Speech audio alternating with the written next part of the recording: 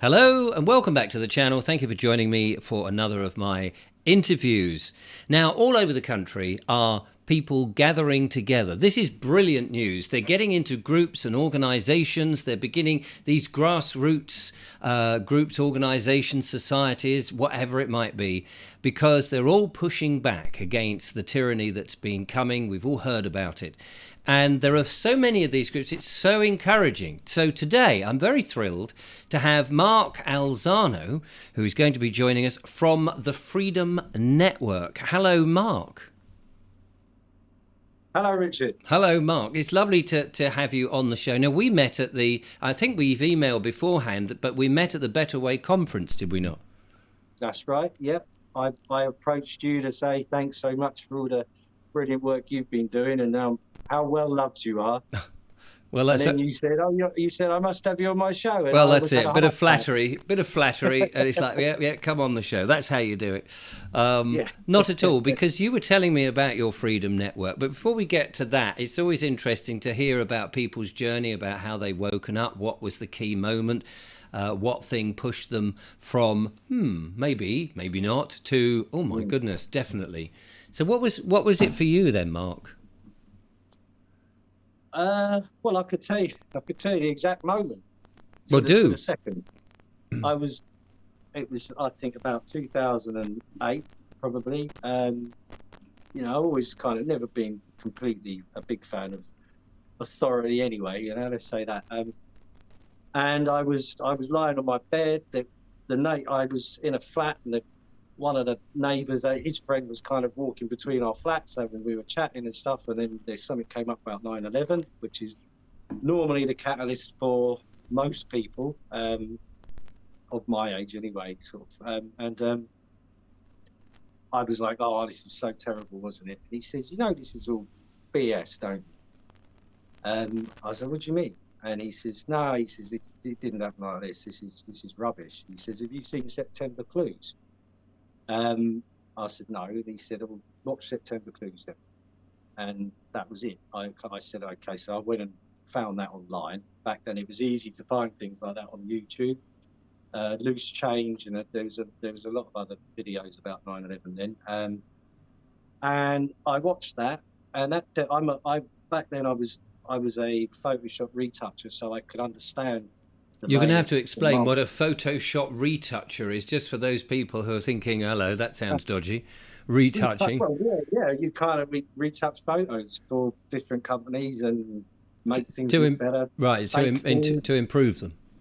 Yeah, and fake things. I did the front cover for FIFA 2006, I think it was, and it was like Ronaldo on the front cover, and I had to get his head from one picture and his body from another and his arm from another and put them all together so he looked like they wanted him to look like, and that kind of stuff. So I knew how to fake stuff. Just as a side thing, I'll just throw this out. My daughter Georgie, when one of her first jobs, she was into Photoshop and art and sort of stuff. She got a job with a photographer who went round schools doing school photography of the kids, and one of her jobs was to swap children's heads, which. Not in real life, ladies and gentlemen, just in case anybody was thinking that you can actually pull the head off a child. You can't. Yeah. Not without severe damage. But she would, in the photo, there would be all a lineup of kids, and most of them would be smiling, but then there'd be one child on the corner who wasn't smiling, but in a duplicate picture that was taken seconds later, that kid might be smiling, so she would have to take that head and put it on the head of the master picture, so that it made the school look like all the kids were smiling. So I know exactly what you mean. Yeah, I've had to do wedding pictures where the bride's like, I don't want her in it. Yeah. Get her out of that picture, So that was one of the things you'd have to do. Or I want him in it, so add him in from another picture, that sort of thing. And we've seen that sort of photo manipulation in with MPs, have we not? In times when people claim that they were at events and there's a picture of them, and then somebody says, yeah, but here's the real picture that was taken, and then clearly one MP's missing who's claiming he was at certain events. So this goes on all the time, not just to enhance a picture for clients, but to fool us. Yeah. Well, it's even it's even scarier now with these deep fake stuff. You know, you see Arnold Exactly. Schwarzenegger singing "Somewhere Over the Rainbow" and stuff, and it's just now this is when I saw that sort of stuff going on. You can't believe anything now. I No. can tell you, you cannot believe anything. So yeah, that was kind of it. I watched that um, September Clues, and my jaw was on the floor by the end of it. And I jumped onto Facebook back then before they deleted me off it, for comparing the government to Nazis. I mean, who'd have thought that, eh? I was so wrong. And so yeah, that was it. I bang, bang, bang, bang, bang, bang, bang, bang, bang, bang, bang, bang, bang. Look, everyone, look. And then almost overnight, I lost all my friends and my family when Mark's just gone completely insane. Yes. And the rest is history. Kind of, you know, I was This, sort of I really, suppose that's the thing, isn't it? That's the danger, that people get too enthusiastic to share stuff, and they do it in a way that these big corporate file sharing social media platforms, they suddenly pounce on people like you because you've done it in perhaps, you know, very passionate way. And sometimes you have to be, and I mean, I've kind of learnt on the back of a lot of people to be a little bit more less passionate and more measured, I suppose. Having said that, this will be the video that, of course, knocks me off YouTube, so no pressure, Mark. So there you are. You're beginning. Yes, no, it's all right. You're beginning to get to grips with what's going on. You're trying to share it. You've lost friends and family. And then presumably we get into the 2020s, that year that we have to be very careful how we describe it. Yeah, the year of the medical intervention. Well, that wasn't quite then, was it? It was, when was that? It was 2021 that was rolled out, was it? I think. Yes, but we had the beginning of it the previous year, did we not? Yeah, the fear factor, the keeping people in their houses.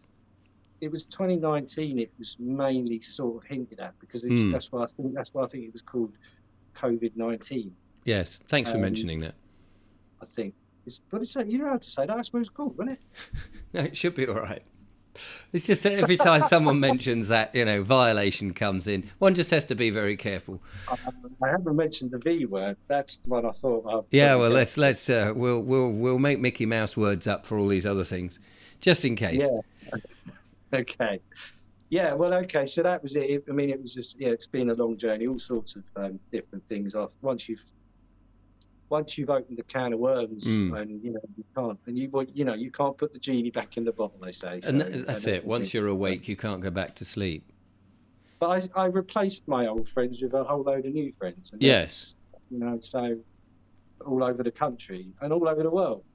And I lost them all. I lost a lot of them because I only ever spoke to them on Facebook. And then when I got deleted off Facebook, they literally just deleted the account.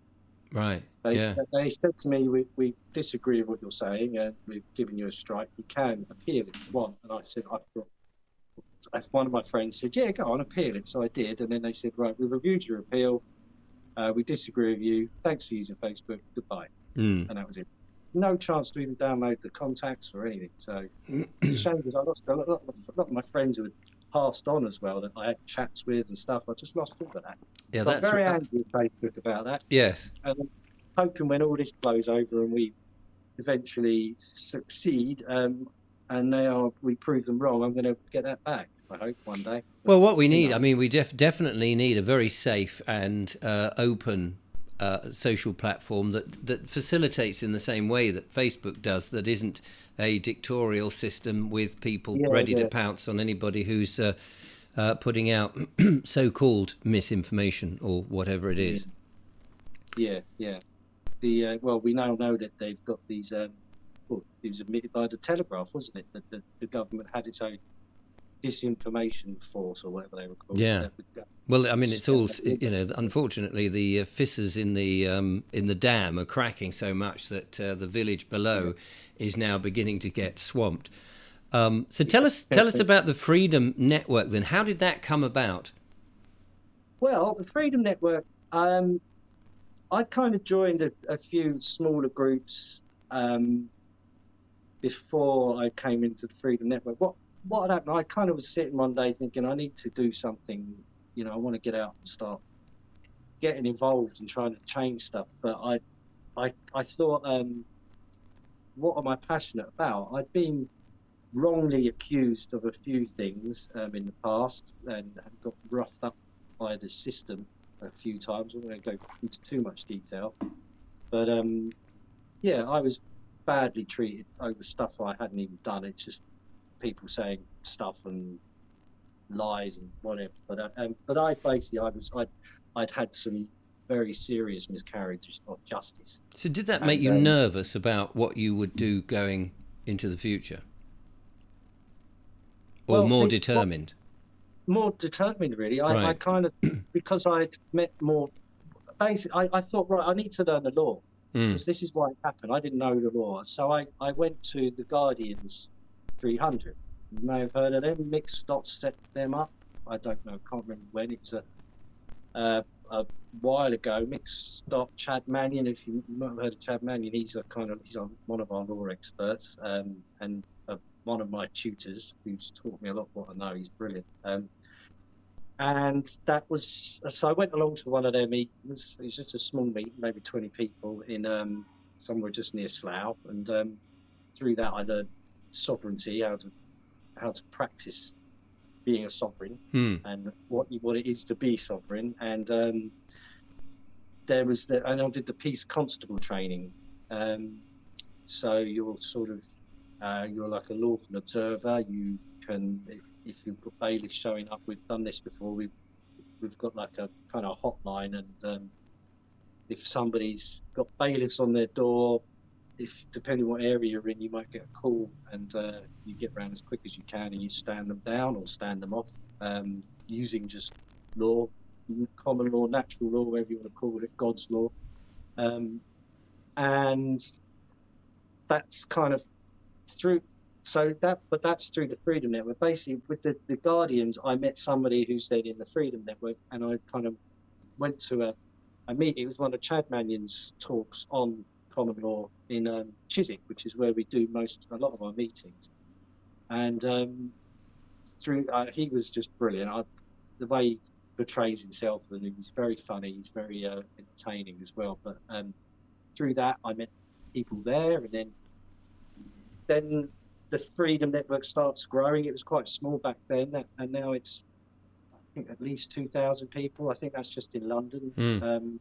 So is it a national group, organisation, whatever? What we do, we have like we have hubs. We have like 4 main kind of. This is the London. I'm mainly focused with London. There are other ones. I think there's a Brighton one. I think there's a few dotted around the country. I'm not 100% sure on that one. I only really know the London guys. Well, that's all right. No, I mean, I was just asking in general, because people might be watching thinking, oh, this sounds very interesting. I want to get involved. Yeah.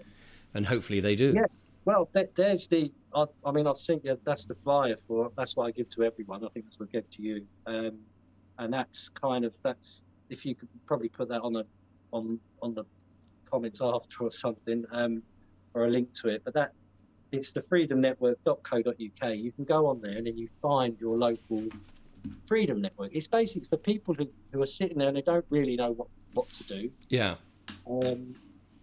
And there's so many other people around you, and people just don't talk about it on bus stops and things like that, in cafes. They don't just sit there going, anyone here awake? Anyone here know what's going on? The government's corrupt. And yeah, exactly. I'm just out together. Does anyone know that? People just don't do that. So you could be sitting right next to somebody who aligns with your kind of ideas, and this is a way to link people up, and it's done it really well.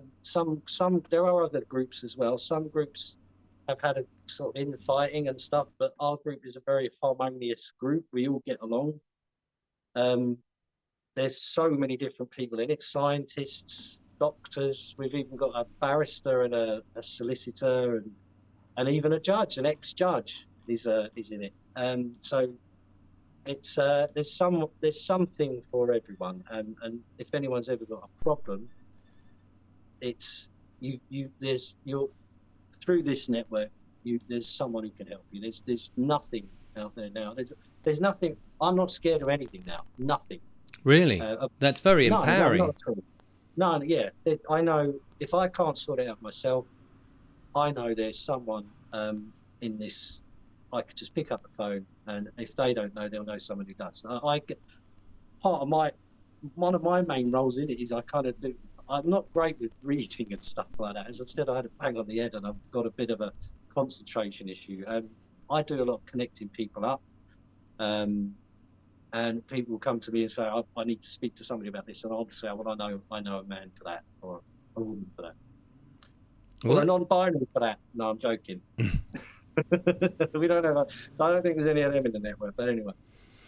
so this is, I mean, this is great. I said at the beginning, there's lots of different organisations doing all sorts of different things, and they're growing and growing, and presumably there's a lot of cross, what would you call it? Not contamination, but cross integration, in which people are members of one group, and then they might come Oh, over and they say, "Oh, do you know I'm part of this growing yeah, yeah, yeah. vegetables group?" And so Uh-huh.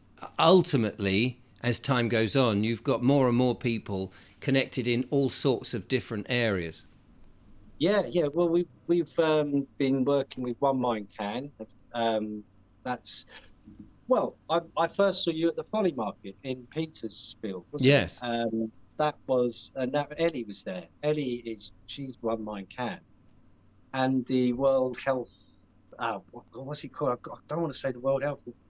Where was the The what World was the better Council for way? Health. The World Council for Health. That's yeah. We have people in our network who know Tess, oh God, Dr. Tess Tess Laurie. Tess Lowry, yeah. And there's Dolores Cahill. She's very good friends with Chad Mannion. And Suk as well. He's really good for sovereign courses. But yeah, we know her quite closely as well. And you Mark organise, Alzano. if I remember rightly, because I saw on your webpage, I think you organise events where you've got talkers coming Yeah, to yeah, inspire people who are either in the network to keep that going, but also yeah, outsiders who perhaps are just at that early stage thinking, yeah, what is all this? What is going on? What should I be doing? And they can yeah, come yeah. along and listen to some inspirational talkers, which is a brilliant way of bringing people in. Yeah, we went to the Derek Rose. Um, he had a talk on at um, the Indian YMCA in Warren Street just last week, and that was organised by one of our guys. I can't remember what hub he's in, but that was Michael who organised that. And after that, we went to the pub, hung out with Derek Rose. There was some people there, like big fans because obviously he's come from America, so he doesn't come here often. And through that, we just get chatting, and then we had an event the next day, and there's a few people from that who came to our event the next day. They were like they loved it, and then they hung out with us after, and then we'll see them again. And through that, they'll bring their friends into it, and then it just grows exponentially from there. So Um, yeah, yeah, I yeah, mean, I was going to say there's a lot of people came to the Better Way conference, and the comments that I often have had since, what I have had since, is how do we keep that empowering feeling that a lot of people had? Because people came, they spent a lot of money, that's very true, mm, and they listened to some amazing speakers. And then mm-hmm. before blink, and it's over. And a lot of I people then know. find themselves either on their own or with one or two friends, and Yeah, then they may be vaguely aware of things like what you're doing. And the question I keep getting, as I say, is how do we keep that momentum so that people can keep their vibrations up, they're positive, there's work to do, that they can go forward and try and talk to people who are yet awake or just in that process. And presumably that's what hubs like the Freedom Network is there to do, is to try and keep people on their toes, keep them upbeat, and not let the problems, because there's so much fear, coming down the line. So what sort of things would you, if I was new to the whole thing, what would you be sort of encouraging? And I've been to the Better Way and I've had a glimpse of it. What would you be encouraging me to do? Well, I certainly say join our network. That's the first thing you should do. Just find your local hub. And do you meet regularly? You meet? Yeah. Oh, there's always something going on. I mean, I've got some printouts I could show you now if you don't mind me plugging. Of course, no, please do. We've got Karen Dodd, who set the organisation up. She is now doing the Uprise and Shine stuff in Hope, Sussex, and I mean, you can see there's a lot of speakers there. I won't read them all out. You can pause your video and have a read through them. I'm doing something. I'm doing something for Hope Sussex. I don't know whether it's through you or through them. Oh, okay. All right, that's good. I can't remember what date. At the beginning of July it is. Yeah, what we've got? It's 20. Oh, hang on a minute. Is that an old one? Yeah, this is an old flyer, 20th to 21st of May. Okay, I've been sent the wrong flyer. That's okay, right. But there's. Yeah, well, I mean, just look on the website, hopesussex.co.uk. Yes. So, I think I did actually. Hang on, I'm going to just bung it up again. If I come into that screen here and go back to the opening page, it says here our next event will be held at Hope Sussex with camping. Right. 1st to 3rd of September, it says, with David Clues, Mark Devlin, Richard Vobes. Phil Zimmerman's there as well. That's Ed's mate.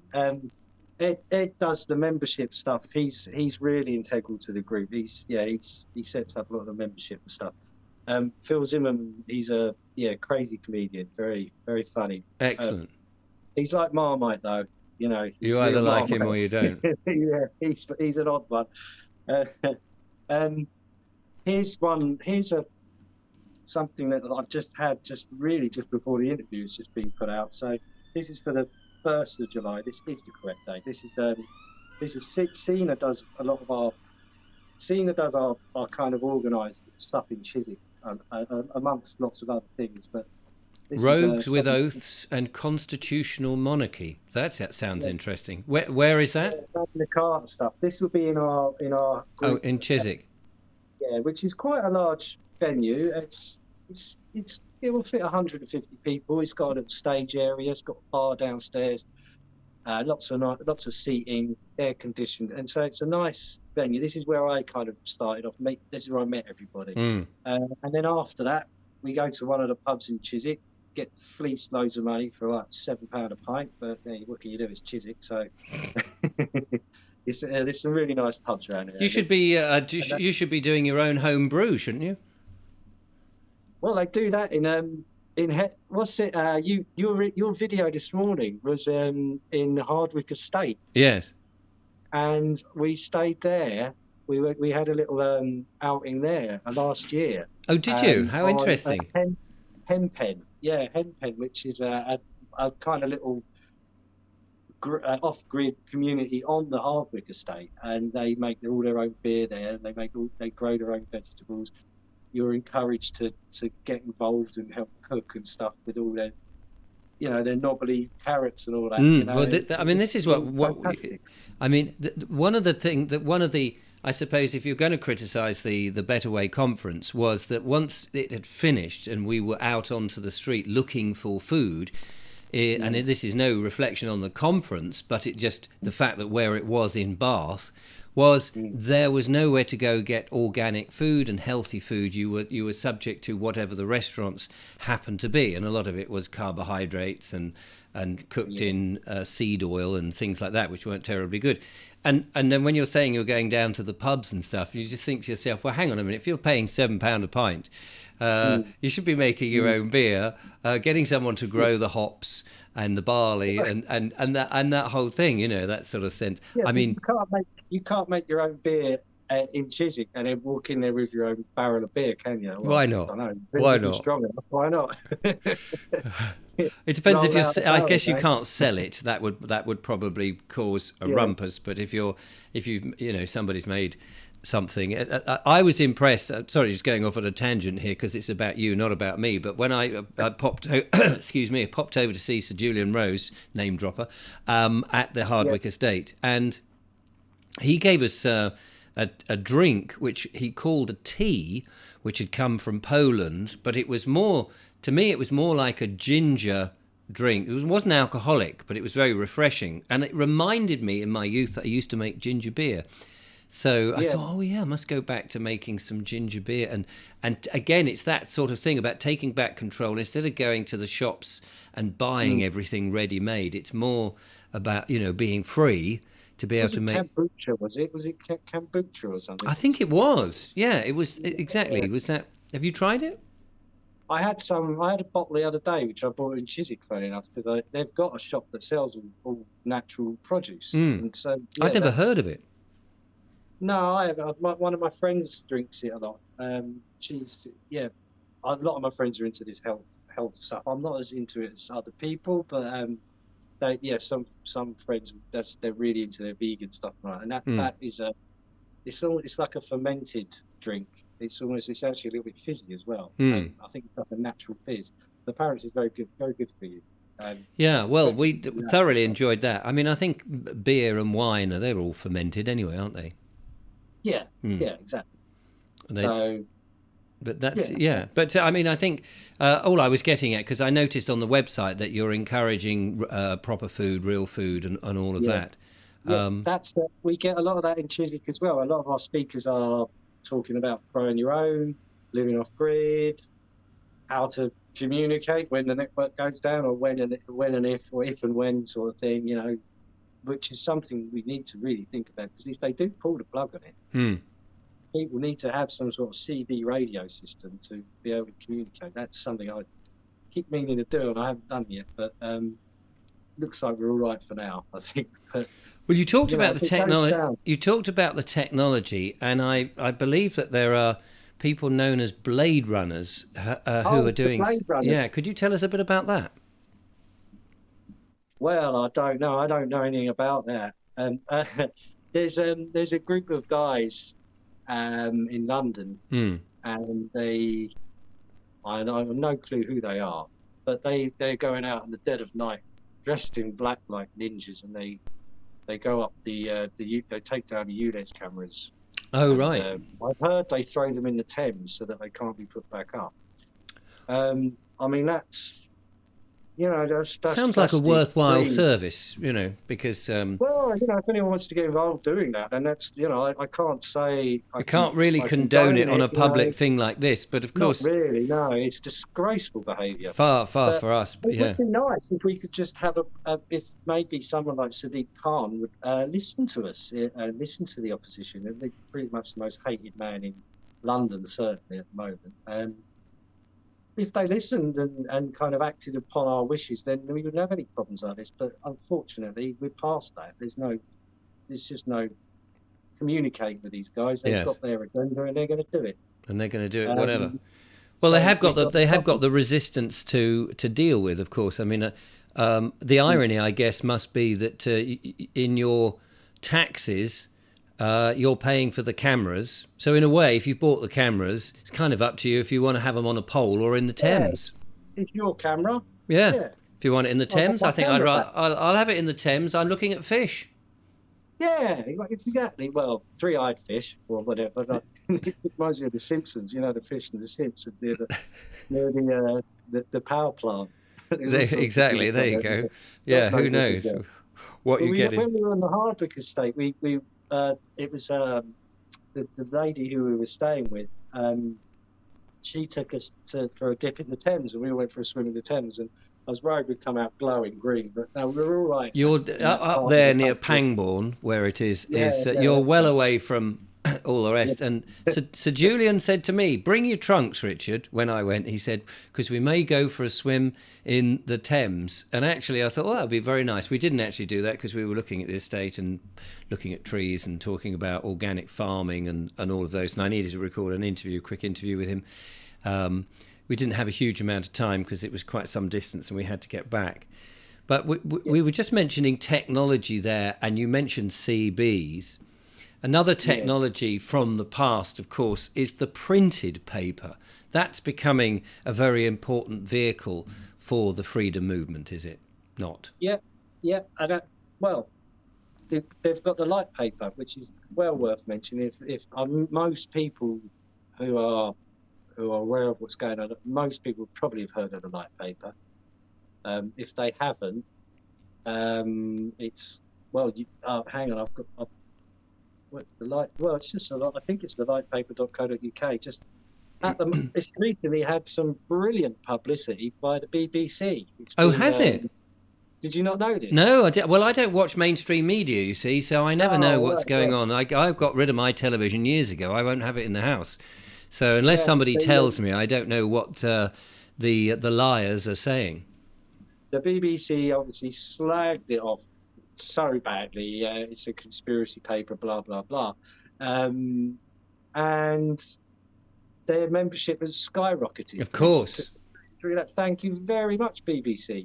Yeah, they don't learn, do they? They used to do that with records, didn't they? And they would ban. I think Frankie Goes to Hollywood or something. They banned that, didn't they? And then suddenly, it goes it's sky high. So they just need to ban a few things, and people go, "Oh, what is this thing that we're not allowed to look at?" Yeah. So that paper, I've actually got. Have you got a copy there? One. Do you want me to go get one? Go on, flash it up on the screen. I'll grab one. Hang on a sec. There we go. Meanwhile, we'll look at your bookcase there, and we can see that you've got 180 by Fergus, which is a brilliant book. I can't recommend that highly enough. He did actually say to me, and that's Veronica's book Under Their Freedom of the Chapman family. Yeah, I've basically, because before the interview, I realised that most of your interviews have intelligent people with... They're all intelligent in my audience. Looking books behind me, so I've strategically positioned my 180. I've got Derek Rose's one there, and I've got a Mark Devlin one there to keep him happy. Fantastic. Don't tell him I'm going to see Guns N' Roses at the end of the month. No, gosh. Hyde Park, don't say a word. And I've got the 1x1 DVD, which is, if you've not seen that, that's Rick Mayall's last film. Oh, yes. And it's kind of rumoured that was why he was maybe bumped off because of it. But here's the light paper. That's probably not the newest one. I think. Where's this I think one? it might be, actually. Is it? Or it might not be. I can't remember. A friend of mine called Pete. He does a very clever thing. He's got quite a few of them, and he leaves them on park benches in public places so that people see them and think, "Oh, it's a free pay. I'll just read this whilst I'm waiting for the bus," and it drags them in. I get a stack of them and I put them on.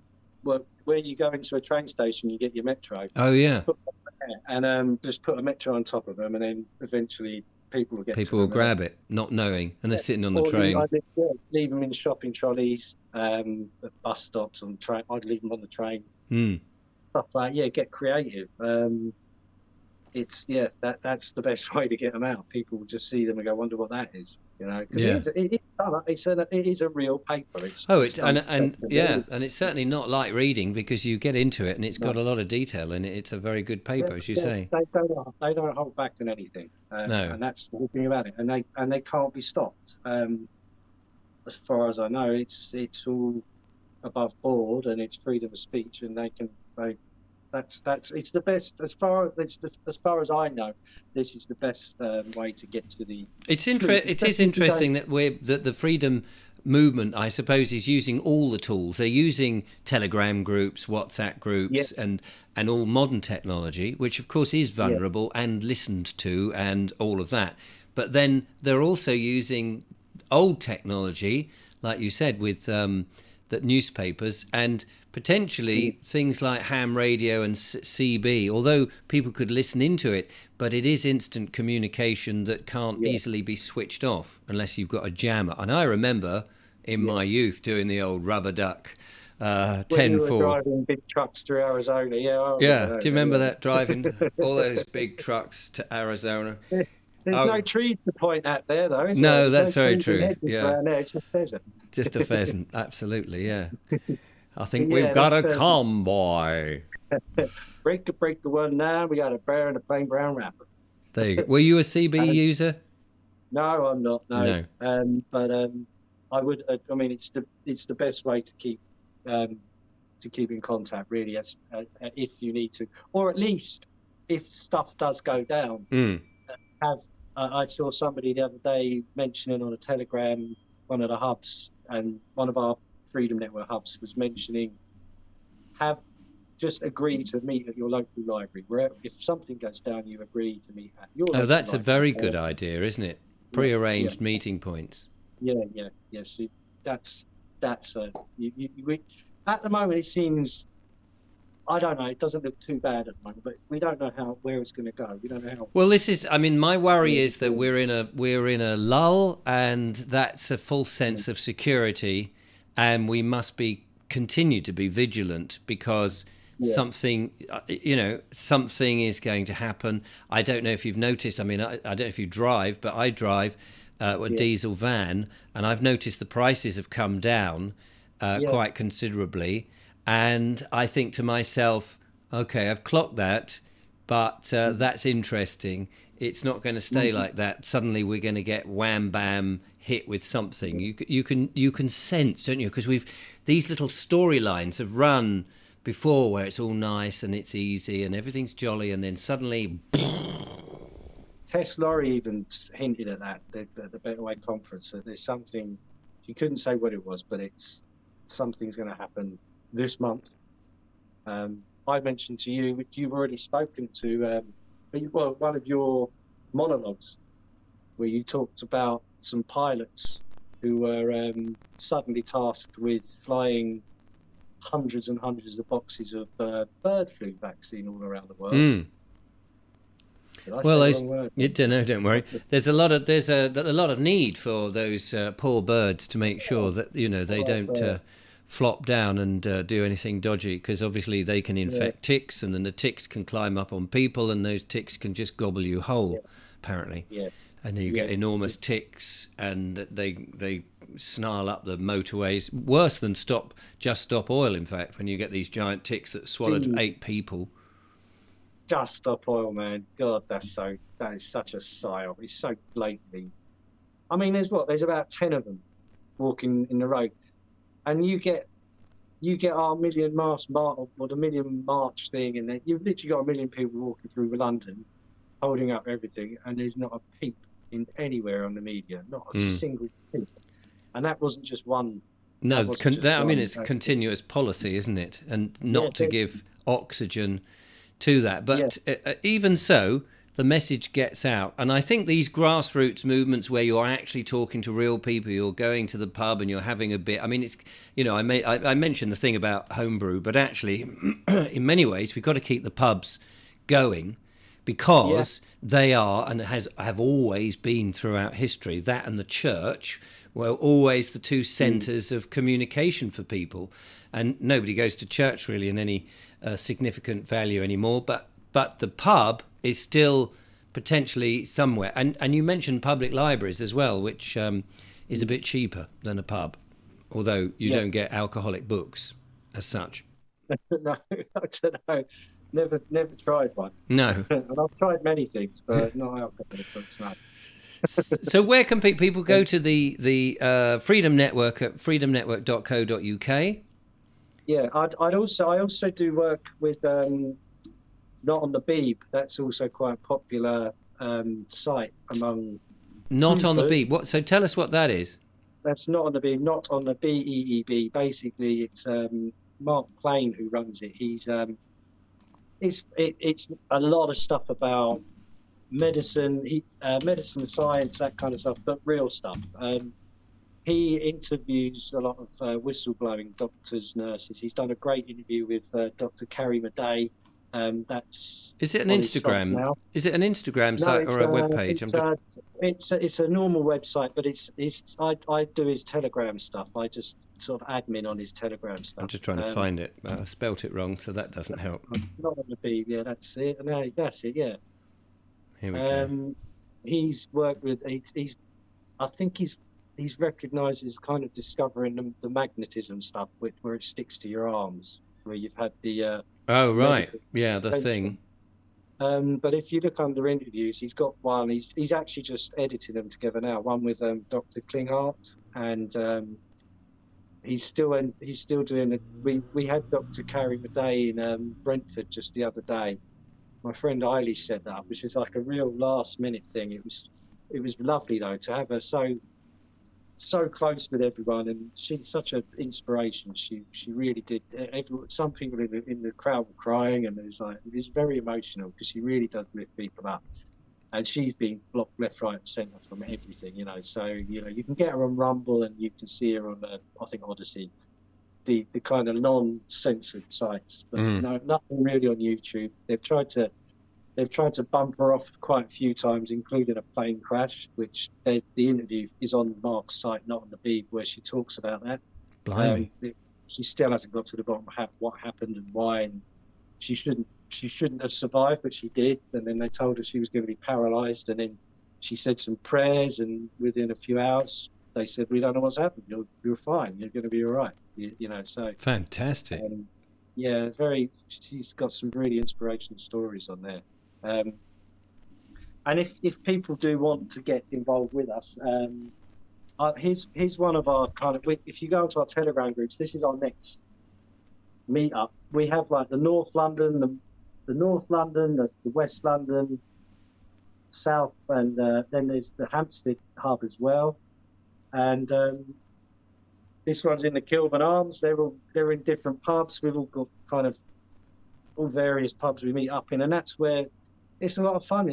But you just rather than sitting there amongst a load of people talking about football and EastEnders and Strictly Come Dancing. Yes. Crap like that. They're talking about stuff that matters, but not in a sort of serious, depressing way. We have a real good laugh. Yeah. Well, it sounds like you're having a good laugh at the same time as addressing what's coming down, but keeping things light and hopeful.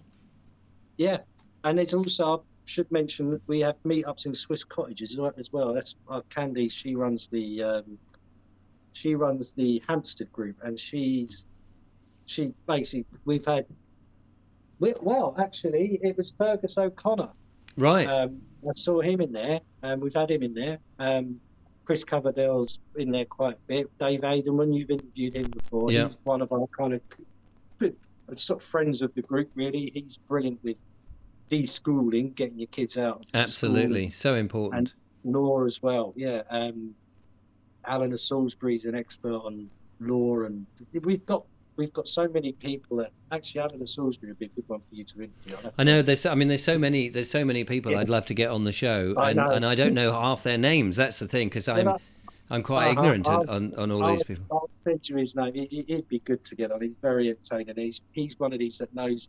When you talk about words and you have like the way that the words have been manipulated and where they've come, the etymology, the banks of the river, currency. When you berth a ship, basically we're all vessels, aren't we? We're all ships. When you go into a court, you stand in a dock. Yeah. So actually, when you go into a court, you're they see it as you're actually on a ship, so you're not on the land anymore. Something like that. The old Admiralty laws. Yeah, that's it. Yeah, the law at sea, and which was the Great Fire of London, 1666, and all that. Qu'est-ce que couvait? Yeah, exactly. Everyone's got their unique pronunciation, and I struggle even with trying to turn it into English. So, Mark, I'm going to wrap it up now, if you don't mind. But it's been a pleasure. I thought I'd be so nervous and wouldn't know what to say. No, but it's fantastic. I really appreciate you coming on, and it's nice to have a conversation which is not too sort of serious about one thing, but much more broad, because. It's important that people know, I think, that there are these organisations out there, that the people are doing stuff. Because, as I said at the beginning, I do get a lot of emails from people who go, I feel on my own, I don't know what to do, I don't know where to go. But it's important. I should mention that it is, if people do want to get in touch, probably the easiest way is to get Telegram.